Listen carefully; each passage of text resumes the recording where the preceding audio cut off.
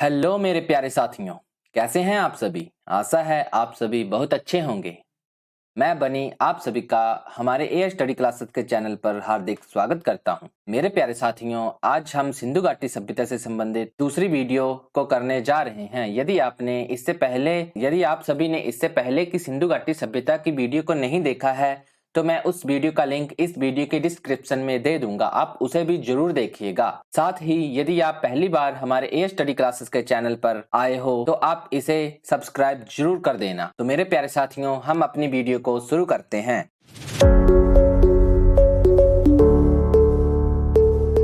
आज हम सिंधु घाटी सभ्यता के प्रमुख स्थलों के बारे में जानेंगे, तो चलिए इनके बारे में जानते हैं। इसमें आता है हड़प्पा, मोहनजोदड़ो, चनहुदड़ो, रोपड़, कालीबंगा, धोलावीरा, सुरकोटदा जिसे कि सुरकोटड़ा भी कहा जाता है, साथ ही लोथल तथा बनवाली या बनावली, ये सभी सिंधु घाटी सभ्यता के प्रमुख स्थल हैं। इनके बारे में हम विस्तृत से जानते हैं। सबसे पहले हम हड़प्पा स्थल के बारे में जानेंगे, जिसकी खोज 1921 ईस्वी में हुई थी। हड़प्पा की खुदाई दयाराम साहनी ने 1921 ईस्वी में की थी। इसके बाद हड़प्पा स्थल की खुदाई माधव स्वरूप बत्स द्वारा 1923 ईस्वी में तथा वहीलर द्वारा 1946 ईस्वी में पुनः की गई थी। हड़प्पा स्थल पाकिस्तान के पंजाब प्रांत में मोंटगोमरी जिले में रावी नदी के बाएं तट पर स्थित था। वर्तमान में मोंटगोमरी जिले का नाम साहिवाल कर दिया गया है। हड़प्पा स्थल से 6 से 6 की 2 पंक्तियों में निर्मित कुल 12 कमरों जितना एक अन्नागार मिला है। यह अन्नागार नदी के नजदीक होता था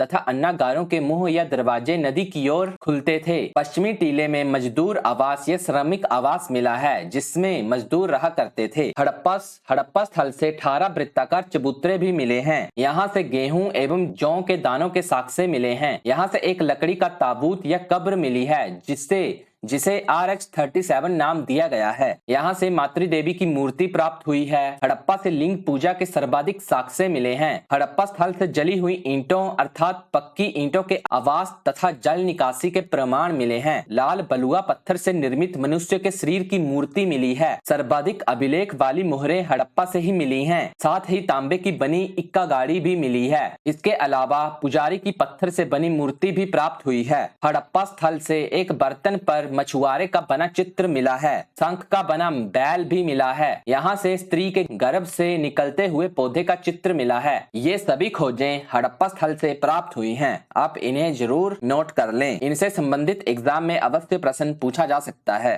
तो चलिए मोहनजोदड़ो के बारे में जानते हैं, जिसकी खोज 1922 ईस्वी में हुई थी। मोहनजोदड़ो का शाब्दिक अर्थ मृतकों का टीला होता है।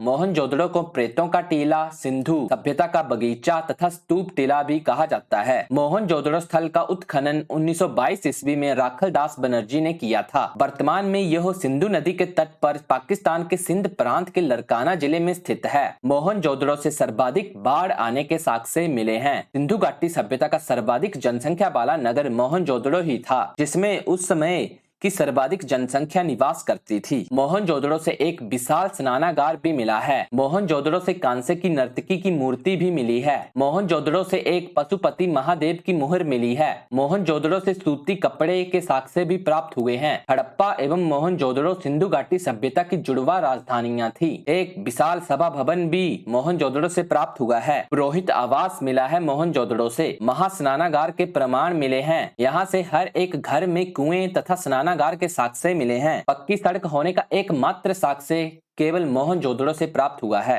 मोहनजोदड़ो की सबसे बड़ी इमारत स्नानागार ही थी। मोहनजोदड़ो से चिमनी के साक्ष्य भी मिले हैं। घोड़े के दांत के अवशेष भी मोहनजोदड़ो से प्राप्त हुए हैं। सर्वाधिक मात्रा में मुहरें मोहनजोदड़ो से ही प्राप्त हुई हैं। यह मुहरें वर्गाकार आकार की तथा सेलखड़ी से बनी हुई थी। सबसे चौड़ी 10 मीटर सड़क का साक्ष्य मोहनजोदड़ो से ही प्राप्त हुआ है सिंधु घाटी सभ्यता में। चलिए चनहुदड़ो के बारे में जानते हैं। इस स्थल की खोज गोपाल मजूमदार ने 1931 ईस्वी में की थी और इस स्थल की खुदाई अर्नेस्ट मैके ने 1935 ईस्वी में की थी। वर्तमान में यह सिंधु नदी के तट पर सिंध प्रांत पर पाकिस्तान में स्थित है। चनहुदड़ो एकमात्र ऐसा स्थल है जहां से हड़प्पा सभ्यता के पतन के बाद झुक्कर झाकर नामक ग्रामीण एवं कृषि मूलक संस्कृति के विकास का साक्ष्य मिला है। चनहुदड़ो एक औद्योगिक शहर था। चनहुदड़ो से वक्राकार ईंटें प्राप्त हुई हैं। चनहुदड़ो से मनके बनाने का कारखाना भी प्राप्त हुआ है। चनहुदड़ो से बिल्ली का पीछा करते हुए कुत्ते के तथा बिल्ली के पैरों के निशान प्राप्त हुए हैं। यहाँ से लिपस्टिक, शीशा तथा कंघा भी प्राप्त हुआ है। यह एकमात्र ऐसा शहर है जो दुर्ग रहित था,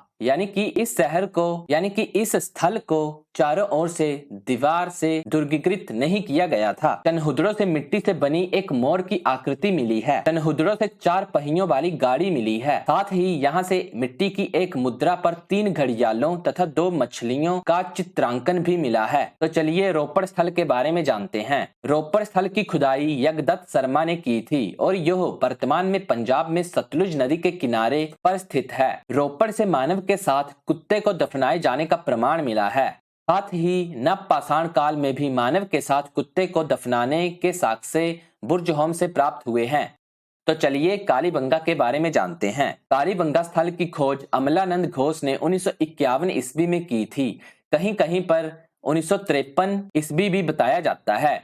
इसकी खुदाई बीके थापड़ तथा बीबी लाल ने 1960 ईस्वी में की थी। यह स्थान राजस्थान के हनुमानगढ़ जिले में घग्गर नदी के किनारे पर स्थित है। कालीबंगा का अर्थ होता है काले रंग की चूड़ियां। कालीबंगा से 7 हवन कुंड प्राप्त हुए हैं। कालीबंगा से ऊंट की हड्डियां भी प्राप्त हुई हैं। साथ ही कालीबंगा से जूते हुए खेत के साक्ष्य भी प्राप्त हुए हैं। यहाँ से लकड़ी का एक हल प्राप्त हुआ है। चने तथा सरसों की फसल के प्रमाण भी कालीबंगा से ही प्राप्त हुए हैं। अलंकृत ईंटों का साक्ष्य अर्थात ईंटों पर नक्काशी या डिजाइन बना हुआ भी कालीबंगा से प्राप्त हुआ है। यहाँ से एक लकड़ी की पाइप भी प्राप्त हुई है। मेसोपोटामिया की मोहरों के समरूप बेलनाकार मोहरें भी कालीबंगा से प्राप्त हुई हैं। अतः यह हम कह सकते हैं इसके आधार पर कि इन दोनों के बीच आपस में कोई व्यापार संबंधित बातें रही हुई होंगी, तभी इनकी मोहरें एक समान प्राप्त हुई हैं। कालीबंगा से चूड़ियां भी प्राप्त हुई हैं। धोलावीरा की खुदाई जगपति जोशी ने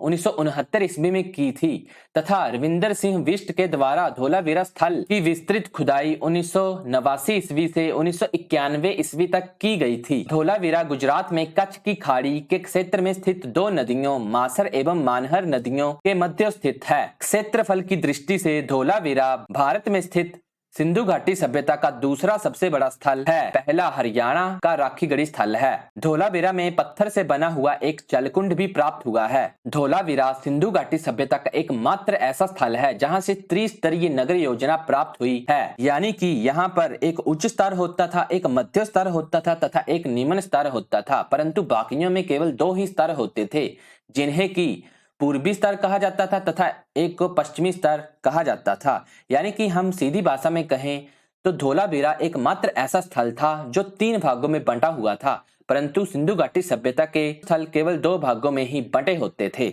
धोलावीरा से पत्थर पर चमकीला पॉलिश प्राप्त हुआ है। धोलावीरा से घोड़े की कलाकृतियों के अवशेष भी प्राप्त हुए हैं। यहाँ से एक भव्य इमारत स्टेडियम के अवशेष प्राप्त हुए हैं। तो चलिए सुरकोटदा के बारे में जानते हैं, जिसे कि सुरकोटड़ा भी कहा जाता है। सुरकोटदा की खुदाई 1964 ईस्वी में जगपति जोशी के द्वारा की गई थी। वर्तमान में यह गुजरात में स्थित है। यहाँ से घोड़े की हड्डियों के प्रमाण मिले हैं। लोथल स्थल का उत्खनन SR राव या रंगनाथ राव ने 1953 ईस्वी में किया था। लोथल स्थल खंबात की खाड़ी के नजदीक भोगवा नदी के किनारे पर अहमदाबाद के गुजरात में स्थित था। लोथल को लघु हड़प्पा या लघु मोहनजोदड़ो के नाम से भी जाना जाता है। लोथल एकमात्र ऐसा स्थल था जिसके पूर्वी तथा पश्चिमी हिस्से को एक साथ दुर्गीकृत किया गया था, यानी कि लोथल के पूर्वी तथा पश्चिमी हिस्से को एक ही 4 दीवारी से दुर्गीकृत किया गया था। परंतु सिंधु घाटी सभ्यता के लगभग सभी स्थलों के केवल पश्चिमी भाग को ही 4 दीवारी से दुर्गीकृत किया जाता था। लोथल से मानव निर्मित बंदरगाह मिला है। यहाँ से अग्नि वेदिकाएं भी प्राप्त हुई हैं। लोथल से शतरंज के खेल के साक्ष्य मिले हैं। यहाँ से फारस की मुहर भी प्राप्त हुई है। लोथल से एक साथ 20 समाधियां मिली हैं, इसलिए इसे मुर्दों का नगर भी कहा जाता है। युगल समाधि के साक्ष्य भी लोथल से ही प्राप्त हुए हैं। आटा पीसने की चक्की के साक्ष्य भी लोथल से मिले हैं। मनका बनाने का कारखाना, रंगाई कुंड अथवा कपड़ों की रंगाई के साक्ष्य साक्ष्य भी लोथल से प्राप्त हुए हैं। इस स्थान से सिंधु सभ्यता का बंदरगाह प्राप्त हुआ है। लोथल के घरों के दरवाजे मुख्य सड़कों की ओर खुलते थे, परंतु सिंधु घाटी सभ्यता के सभी स्थलों के दरवाजे मुख्य सड़क की ओर न खुलकर विपरीत दिशा में खुलते थे, परंतु लोथल ही एकमात्र ऐसा स्थल था जिसके दरवाजे मुख्य सड़क की ओर खुलते थे। जार पर चोंच में मछली दबाए चिड़िया एवं पेड़ के नीचे खड़ी लोमड़ी का चित्रांकन भी लोथल से मिला है। तो चलिए वनवाली या बनावली के बारे में जानते हैं। बनावली स्थल की खोज R.S. विष्ट ने 1974 ईस्वी में की थी। यह स्थल हरियाणा के हिसार जिले में स्थित है। बनावली स्थल से कोई भी जल निकास प्रणाली के साक्ष्य प्राप्त नहीं हुए हैं। इस स्थल की सड़कें ना तो सीधी मिली हैं और न ही एक दूसरे को समकोण पर काटती हुई मिली हैं। यहाँ से मिट्टी का बना हल प्राप्त हुआ है। यहाँ से जौ के साक्ष्य भी प्राप्त हुए हैं। यहाँ से तांबे की कुल्हाड़ी प्राप्त हुई है। इस स्थल से पकी मिट्टी से निर्मित मोहरों के साक्ष्य प्राप्त हुए हैं। तो चलिए अब हम सिंधु घाटी सभ्यता के अन्य महत्वपूर्ण तथ्यों के बारे में जानते हैं। सिंधु सभ्यता को हड़प्पा सभ्यता, सैंधव सभ्यता तथा कांस्य युगीन सभ्यता भी कहा जाता है। सिंधु सभ्यता की लिपि भाव चित्रात्मक लिपि थी, जो कि दाएं से बाएं की ओर लिखी जाती थी तथा इस लिपि को अभी तक पढ़ा नहीं जा सका है। सैंधववासी विश्व में कपास के प्रथम उत्पादक थे, इसीलिए यूनानियों ने कपास का नाम सिंडोन रखा था, जिसका अर्थ सैंधव वासियों की उपज था। सिंधु घाटी सभ्यता के लोग कृषि भी करते थे, पशुपालन भी करते थे, परंतु इनका मुख्य व्यवसाय व्यापार था। सिंधु घाटी सभ्यता के लोग माप तोल से भी परिचित थे, यानी कि इन्हें मापने या तोड़ने का ज्ञान था। सिंधु सभ्यता के लोग लोहे से परिचित नहीं थे, यानी कि इन्हें लोहे की जानकारी नहीं थी। हड़प्पा सभ्यता में मिट्टी के बर्तनों में सामान्यतः लाल रंग का उपयोग होता था। हड़प्पा सभ्यता की मोहरों में बहुत से जानवरों के चित्र मिले हैं, परंतु शेर, ऊंट, घोड़ा तथा गाय का चित्र सिंधु घाटी या हड़प्पा सभ्यता से नहीं मिला है। हड़प्पा सभ्यता की मोहरों में सेल खड़ी का इस्तेमाल मुख्य रूप से किया गया था। सेल खड़ी एक मिट्टी का प्रकार था। तो चलिए सिंधु घाटी सभ्यता से संबंधित हरियाणा के अन्य महत्वपूर्ण तथ्यों के बारे में जानते हैं। सिंधु घाटी सभ्यता में हरियाणा के हिसार जिले में कुनाल से चांदी के 2 मुकुट प्राप्त हुए हैं। इसके अलावा सिंधु घाटी सभ्यता का भारत में क्षेत्रफल की दृष्टि से हरियाणा में स्थित राखीगढ़ी सबसे बड़ा स्थल है तथा अब नई खोजों के अनुसार भी राखीगढ़ी को सिंधु घाटी सभ्यता का सबसे बड़ा स्थल घोषित कर दिया गया है, परंतु वास्तव में पुरानी खोजों के अनुसार यह सिंधु घाटी सभ्यता का सबसे बड़ा स्थल मोहनजोदड़ो को ही माना जाता है, परंतु नई खोजों के अनुसार राखीगढ़ी सबसे बड़ा स्थल है। सिंधु घाटी सभ्यता से संबंधित उत्तर प्रदेश के अन्य महत्वपूर्ण तथ्यों के बारे में जानते हैं। सिंधु घाटी सभ्यता से उत्तर प्रदेश के बागपत जिले में सनौली से 125 कब्रों का साक्ष्य मिला है। प्रत्येक शव को उत्तर से दक्षिण दिशा में दफनाया गया था। उत्तर प्रदेश के सनौली से जानवरों की हड्डियों के साक्ष्य भी मिले हैं, जिससे स्पष्ट होता है कि सिंधु घाटी सभ्यता के लोग मांसाहारी भी थे। उत्तर प्रदेश के मेरठ जिले में स्थित आलमगीरपुर हड़प्पा सभ्यता का सबसे पूर्वी स्थल था। आलमगीरपुर हिंडन नदी के तट पर स्थित है, जो कि यमुना नदी की सहायक नदी है। इससे स्पष्ट होता है कि हड़प्पा सभ्यता का अधिकतम विस्तार यमुना नदी तक ही था। चूंकि गंगा नदी यमुना नदी के पूरब में स्थित है, परंतु गंगा नदी के तट तक हड़प्पा सभ्यता विस्तृत नहीं थी। मतलब हड़प्पा सभ्यता या सिंधु घाटी सभ्यता गंगा नदी तक नहीं पहुंच पाई थी। इसकी आखिरी सीमा यमुना नदी की सहायक नदी हिंडन नदी तक ही थी। अतः सिंधु घाटी सभ्यता के लोगों को गंगा नदी की कोई जानकारी भी थी, इसका कोई भी प्रमाण अभी तक सिंधु घाटी सभ्यता से नहीं मिला है। यानी कि सिंधु घाटी सभ्यता के लोगों को गंगा नदी के बारे में भी पता था, इसका कोई प्रमाण अभी तक सिंधु घाटी सभ्यता से नहीं मिला है। सिंधु घाटी सभ्यता से संबंधित गुजरात के महत्वपूर्ण तथ्यों। गुजरात से सिंधु घाटी सभ्यता से संबंधित सर्वाधिक स्थल प्राप्त हुए हैं। सुरकोटदा, धोलावीरा तथा देशलपुर गुजरात में कच्छ की खाड़ी के क्षेत्र में स्थित हैं। सुरकोटदा से घोड़े के कंकाल का साक्ष्य प्राप्त हुआ है। लोथल तथा सुरकोटदा हड़प्पा सभ्यता से संबंधित एकमात्र ऐसे स्थल हैं जो कि एक ही 4 दीवारी से घिरे थे, यानी कि इनके पूर्वी तथा पश्चिमी हिस्से को एक ही 4 दीवारी से घेरा गया था या दुर्गीकृत किया गया था। गुजरात का सुरकोटदा तथा राजस्थान का कालीबंगा सिंधु घाटी सभ्यता से संबंधित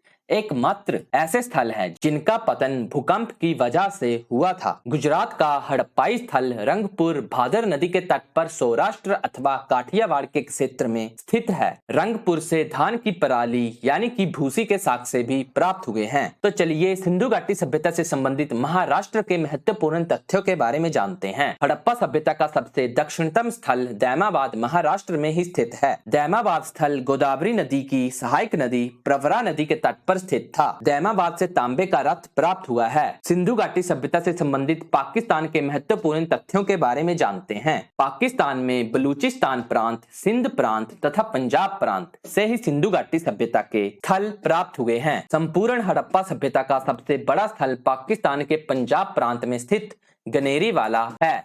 मेरे प्यारे साथियों, आप इस स्थल को भी जरूर याद करें, गनेरी वाला।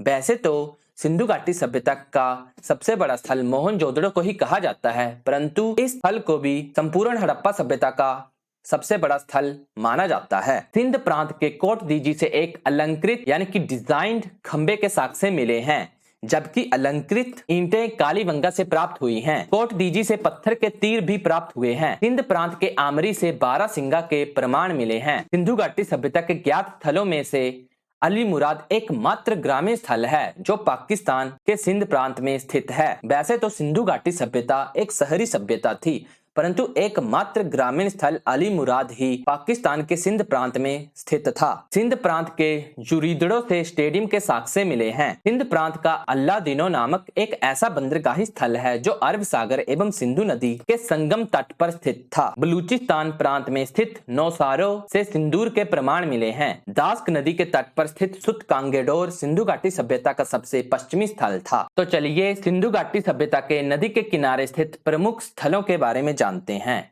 जो कि हैं सिंधु नदी के तट पर मोहनजोदड़ो, चनहुदड़ो, आमरी, अली मुराद, अल-दीनी तथा कोट दीजी। ये सभी सिंधु घाटी सभ्यता के प्रमुख स्थल स्थित थे। इसके अलावा चिनाब नदी पर सिंधु घाटी सभ्यता का एकमात्र स्थल मांडा स्थित था, जो कि सिंधु घाटी सभ्यता का सबसे उत्तरी स्थल है। रावी नदी के तट पर सिंधु घाटी सभ्यता का एकमात्र स्थल हड़प्पा स्थित था। सतलुज नदी पर सिंधु घाटी सभ्यता से संबंधित रोपड़ स्थल स्थित था। घग्गर और सरस्वती नदी पर बनवाली, राखीगढ़ी, कुनाल तथा कालीबंगा सिंधु घाटी सभ्यता से संबंधित स्थल स्थित थे। भोगवा नदी पर लोथल स्थल स्थित था, जो कि गुजरात में स्थित है। हिंडन नदी पर आलमगीरपुर स्थित था। ताप्ती नदी पर मालवन स्थल स्थित था, जबकि भादर नदी पर रंगपुर स्थित था। गोदावरी नदी पर दैमाबाद स्थल स्थित था। दास्क नदी पर सुत कांगेडोर स्थित था। सादी कौर नदी पर सोतका कोह स्थल स्थित था। किम नदी पर मेघम स्थल स्थित था। ये सभी प्रमुख स्थल इन सभी नदियों के किनारे स्थित थे, जिनके बारे में हमने जान लिया है। अब हम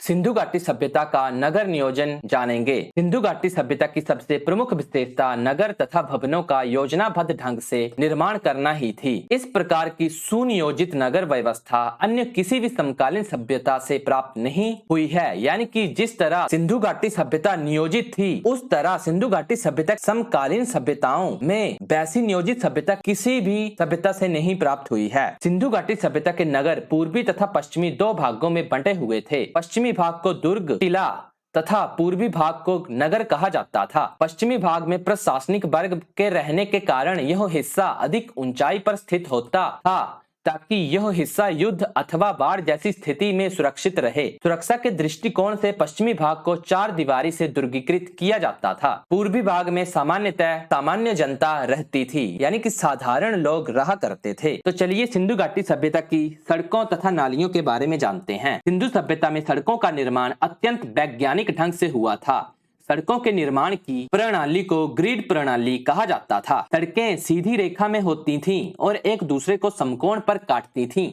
इसी कारण प्रत्येक नगर अनेक भागों में विभाजित हो जाता था। एक मुख्य सड़क नगर के बीच से उत्तर से दक्षिण एवं मुख्य सड़क पूर्व से पश्चिम की ओर जाती थी। यानी कि एक मुख्य सड़क उत्तर से दक्षिण दिशा में जाती थी तथा एक मुख्य सड़क पूर्व से पश्चिम की ओर जाती थी। तथा ये बीच में एक दूसरे को काट लेती थीं। दोनों मुख्य सड़कों की चौड़ाई लगभग 3 मीटर होती थी, किंतु केवल मोहनजोदड़ो से ही 10 मीटर चौड़ी मुख्य सड़क प्राप्त हुई है, जिसे राजमार्ग कहा जाता है। मुख्य सड़कों के आधार अन्य गलियां अथवा छोटी सड़कें होती थीं। इन मुख्य सड़कों तथा गलियों के दोनों किनारों पर मकान बने होते थे। मकानों का मुख्य द्वारा सड़कों की विपरीत दिशा में खुलता था, परंतु लोथल में मिले मकानों का द्वारा मुख्य सड़क की ओर खुलता था। सड़कें मुख्यतः कच्ची होती थीं, किंतु केवल मोहनजोदड़ो में पक्की ईंटों की सड़कें होने के प्रमाण मिले हैं। सड़कों के दोनों ओर गंदे जल की निकासी के लिए पक्की नालियों का निर्माण किया गया था। गलियों के किनारों पर भी छोटी छोटी नलियों का निर्माण किया गया था, जो